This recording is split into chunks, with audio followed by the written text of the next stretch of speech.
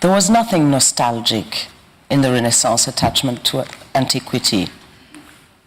Antiquity, with its models, offered a guide to achieving fully human behavior. It was exemplary in the strict sense of the word, insofar as it offered in its stories, its reflections, its art, examples of human wisdom, justice, and dignity. Examples which were to be followed, but continually risked to be forgotten. The past offered rather more promises to the present than the future did.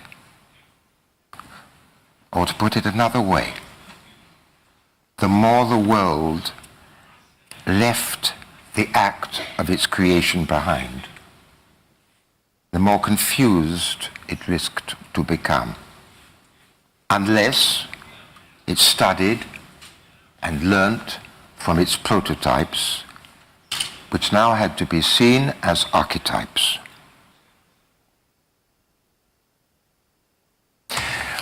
Mantegna had his own personal, private collection of antique statues.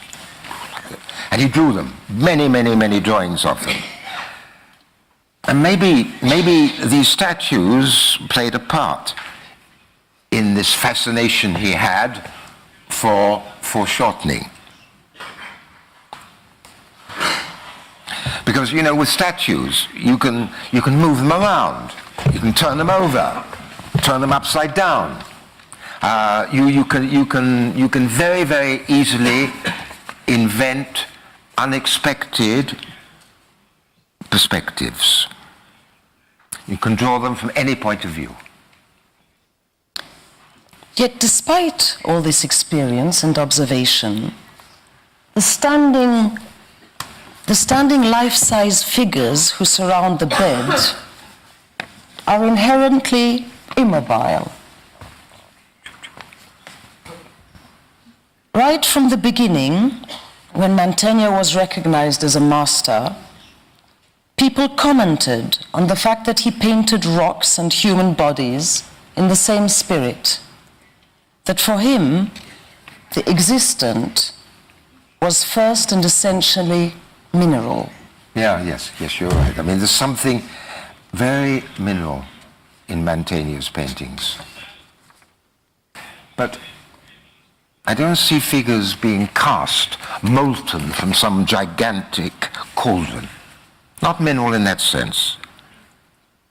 I see a stone or a metal surface, worn, dented, scratched, resistant.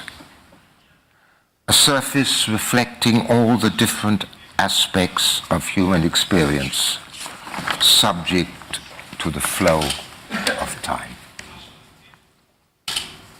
As if for him, the four essential elements weren't air, earth, water, fire, but stone.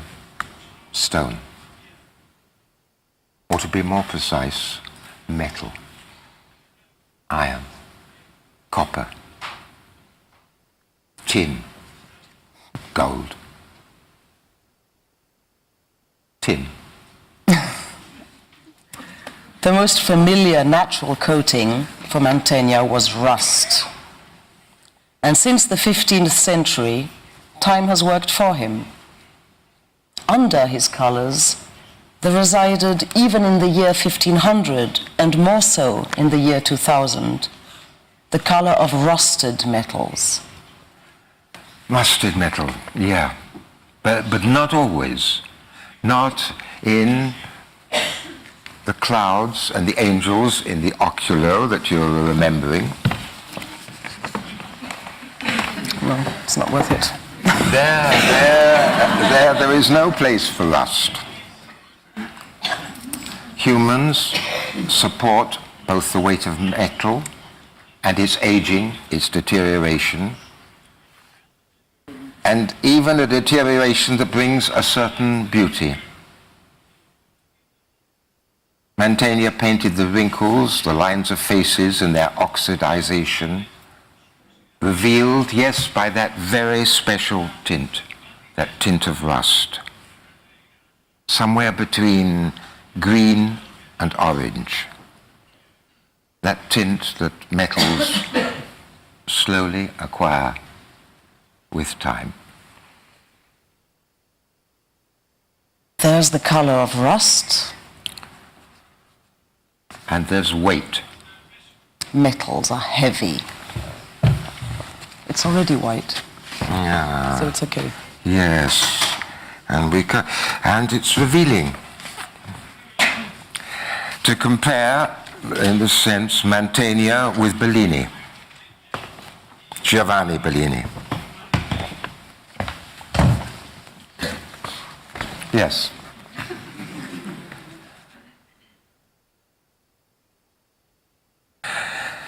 They were almost exactly the same age. Mantegna married Giovanni's and Gentili's sister, and they made versions of each other's paintings. They influenced one another, they competed with one another in a kind of way. Yet they were so different, Mantegna and Giovanni Bellini. Giovanni lived to the age of 86, and all his paintings, like that one, look young. Not young in the sense of immature, tentative, derivative, but gently full of appetite or appetites. Whereas Andrea, when he was a 17-year-old prodigy, was painting like an old man. What he paints is premeditated, patiently weighed up, measured. I don't know any other painter in European art who is older than him. There's a sculpture by Mantegna, discovered about 20 years ago. It's a standing, life-size figure carved in marble from somewhere near Padua. And it shows Saint Euphemia.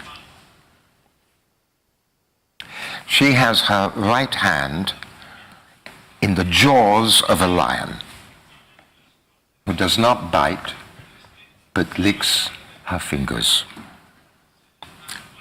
She's 15 years old, young woman wearing elegant clothes.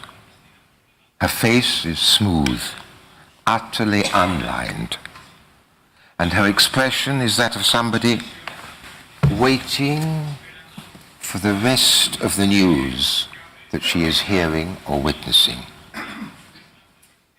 Okay, she was a 3rd century martyr from Asia Minor, near Istanbul. And she intervened with a local Roman governor on behalf of Christians who were being tortured and thrown to the lions. "Take me first," she commanded. And her composure was such that the other victims became calm and re-found their courage, the courage they'd had before. And the legend has it that when Euphemia was thrown to the wild beasts, they, instead of devouring her, made for her a hammock with their tails.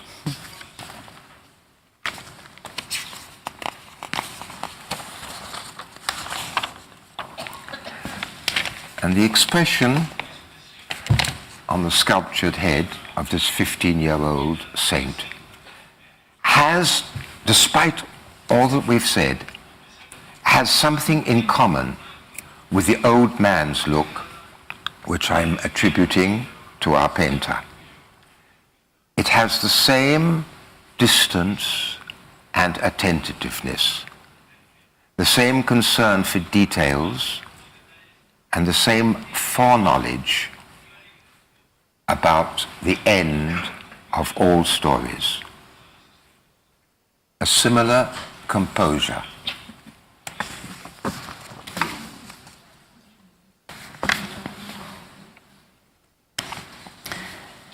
We saw her original statue in the Mantegna exhibition at the Louvre, St. Euphemia, determined and a little astounded, her hand safe in the jaws of a lion, jaws that are almost hidden behind the hand to which is done no harm. Her fingers, perhaps also the fall of her dress, attract all of our attention. But no, not all. My gaze wanders down to the spot where the two creatures, virgin and animal, really merge and come together. Their feet, the long toes of their 4 feet, so similar to each other, similar in their very being, in their strangely controlled wildness. And so I went through the entire exhibition at the Louvre guided by a hunch, Mantegna being somehow fixated on feet. In Vienna, 4 centuries later, they could have labeled him a foot fetishist. Why feet? Because they say so much about standing upright and the human condition. They articulate, they carry, they transport. They are the human signature at the bottom of the body? At the bottom of the page. I went to look at Judith with her servant Abra. The 2 women have just come out of Holofernes' tent. Judith is handing the general's chopped-off head to her old servant, who is holding an open sack. So on the left of the painting, one sees this man's head, long-haired and bloody. And on the right, a bed, on which one supposes Holofernes was sleeping before he was attacked. And on the bed, there is only a foot visible, Holofernes' foot. We see nothing but the head and foot of this man's body, and they are separated, the spiritual bit and the terrestrial bit. One celestial, the other mineral. Other paintings, which were not in the exhibition, come to mind. Above all, of course, the dead Christ, whose feet are in the foreground, as important as his head.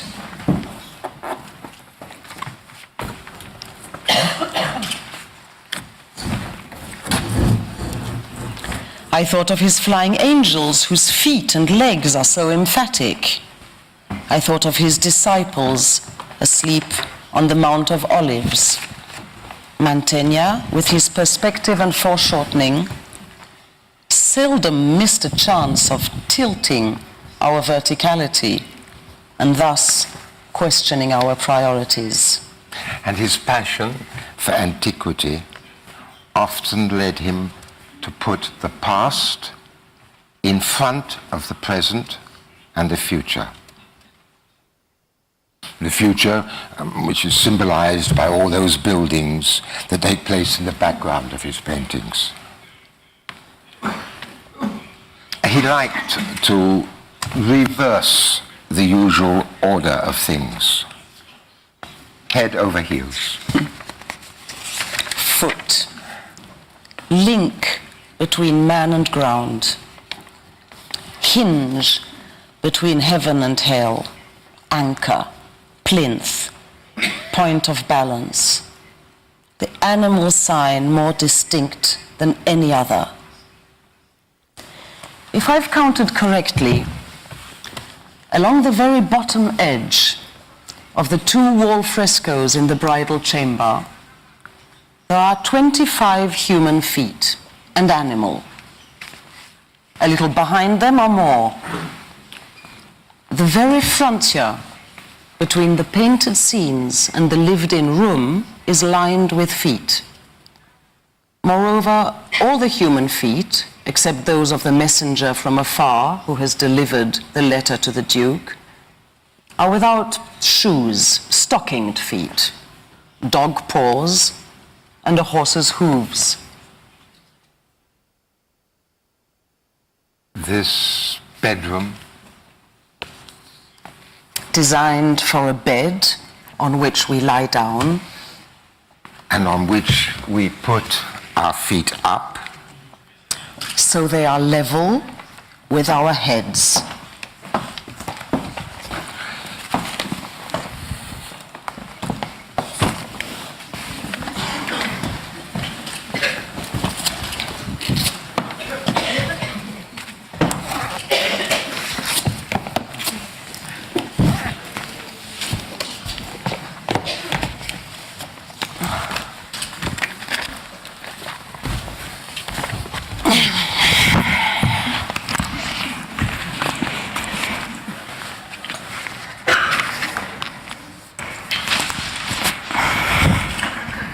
there is no more weight. The heaviness of metal is behind us. The force of gravity is absent. Or, if it's still a little there, our backs are still pressing against the floor or the mattress. If it's still there, it's been transcended by a force of attraction, by the invitation to ascend. Isn't the sleep which the room offers to the sleeper trying to do something extraordinary? To bring together the totality of a moment? One moment.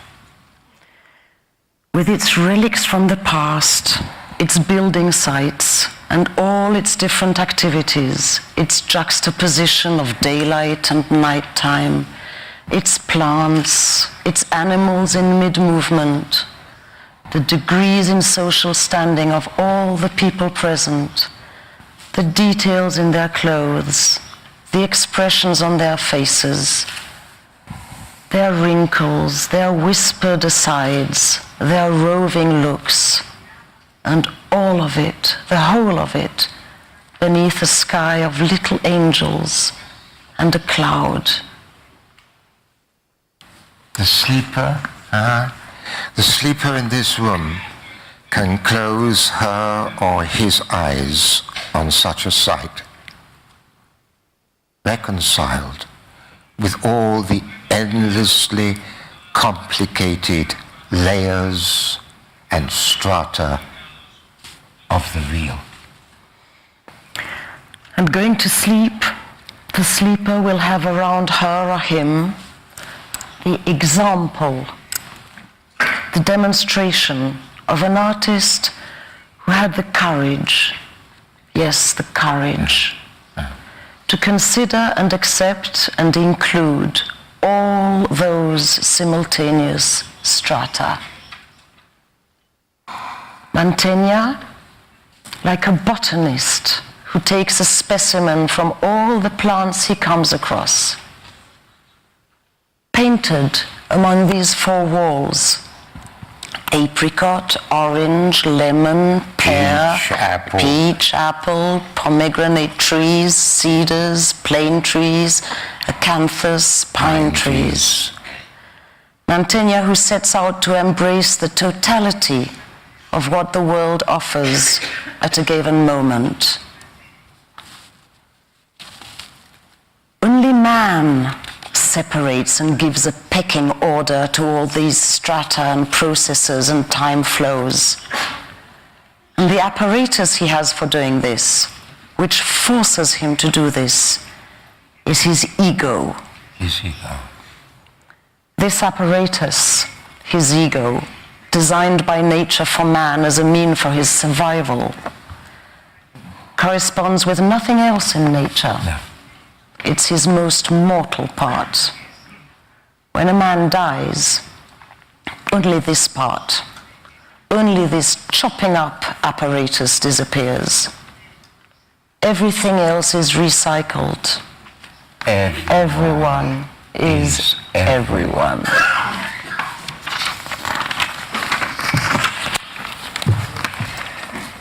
Last night, I had a dream. I was carrying a large shoulder bag, like postmen used to carry when delivering letters. I'm not sure whether it was leather or canvas, probably plastic. Plastic, I think. Plastic.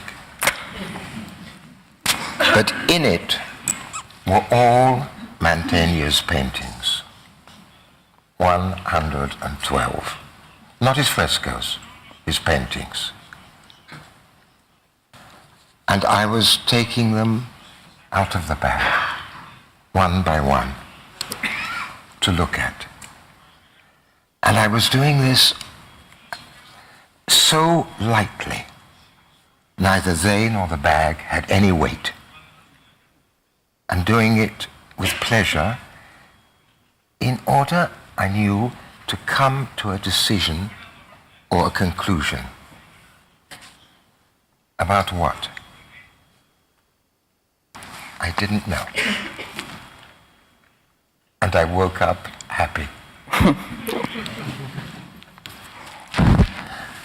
The oculus we're now looking at is not proposing an escape, an evasion.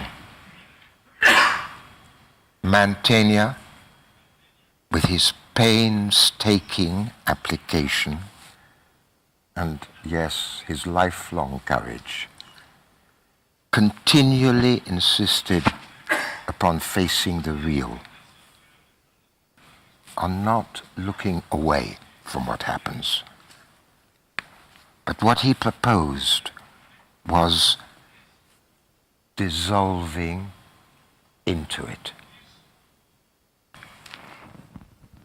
There is in this room, decorated for sleeping in, something of death. This something is neither rigid nor morbid.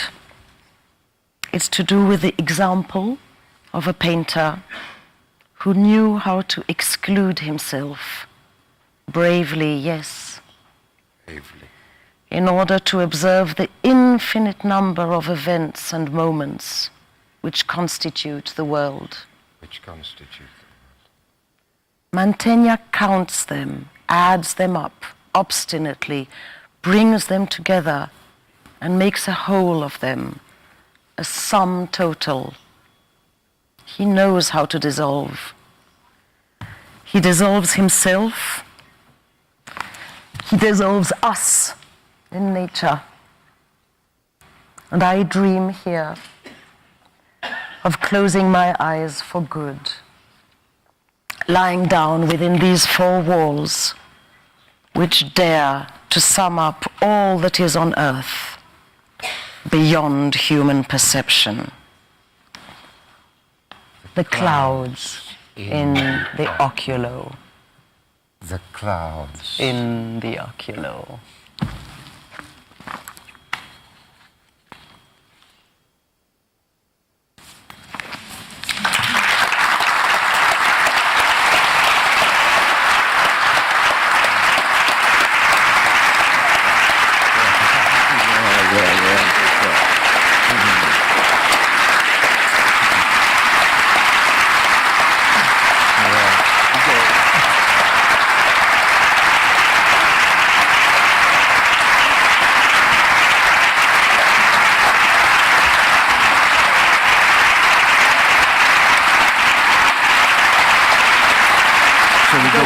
We go back, we put them down, and we just go back and back with them. Someone.